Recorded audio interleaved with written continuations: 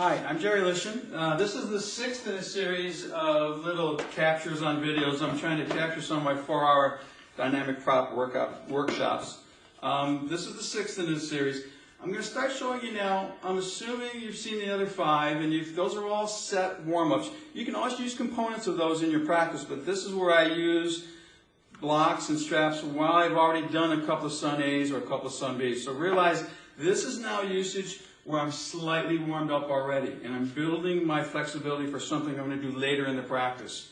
So I want to show you some of the techniques I use. I sometimes use blocks and just use the thing we started with before. During my sun salutations, I'll do this and do twists. We've seen this already on the previous video, but during my sun salutations, I might do that if I haven't done that prep. But mainly I wanted to show you, if I'm going to do a practice with lots of arm reversals that day, I let them do the following things with one block. Stick a block underneath your armpit, underneath the armpit. Hold the opposite side hand with that wrist.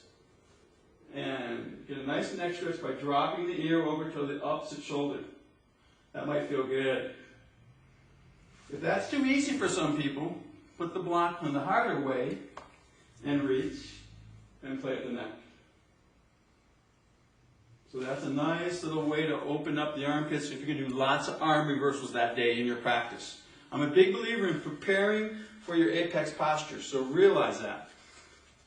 Other side, if I was going to do lots of arm reversals, the hand that's got the block is the grabber. The wrapper is the grabber. Play at the shoulder, play at the neck the other way. Harder version, and play. Okay? Same context. If I was doing a practice with lots of arm reversals, I'd then, during one of my first warrior ones or something, I would take the hand, take the block behind my back.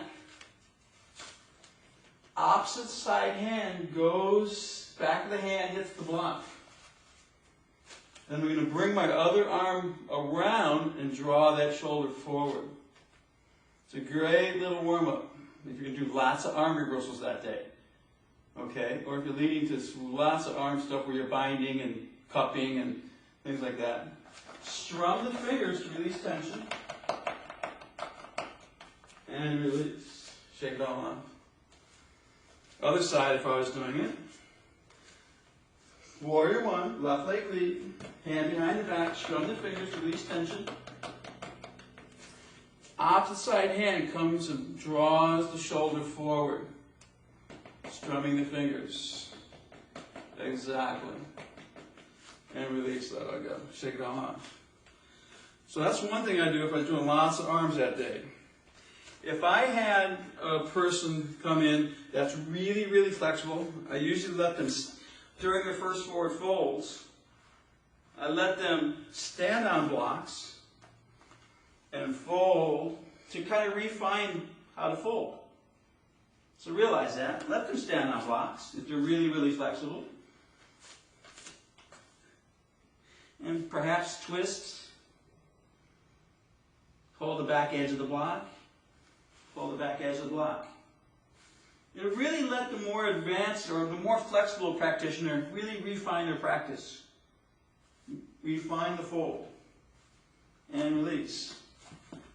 Last thing I was going to show you, if someone comes in with really tight calves or hamstrings, try and do this little series. So put a block, you've warmed up a little bit, put a block on your mat long ways between your heels. In down dog. Play with your heels dropping. Breathe. Now get both feet up on the block, toes touching. Now take your left foot to center. Say I was going to stretch my right calf. Start to bring your right leg off to the right. Back up your body. Bend your knee. Get your heel to touch. Should be a wonderful stretch on the calf in the back of the leg. Get the heel to touch. Stretch. This is a great hamstring and calf stretch. And release and reverse. Other foot on top. Stretch. So showing you from behind. You're like this. So first I did this leg, and now I'm doing this leg. Awesome. Come back up for a second. Perfect. Showing you both angles. So don't move around like I moved, just showing you different angles. Then what I actually follow that up with, just to finish up, I drop my knees. I put the block on second level end, sit my tailbone on the block. If they can do it, move aside your calves. If they can do it, only if your people are comfortable with your knees and the tops of the feet. Perhaps elevate and twist. Let your hand touch the block. So let your hand pull on the far edge of the block to assist the twist. Elevate, of course, and reverse. Assist the twist. Breathe, play the head. Kind of rotate if you can.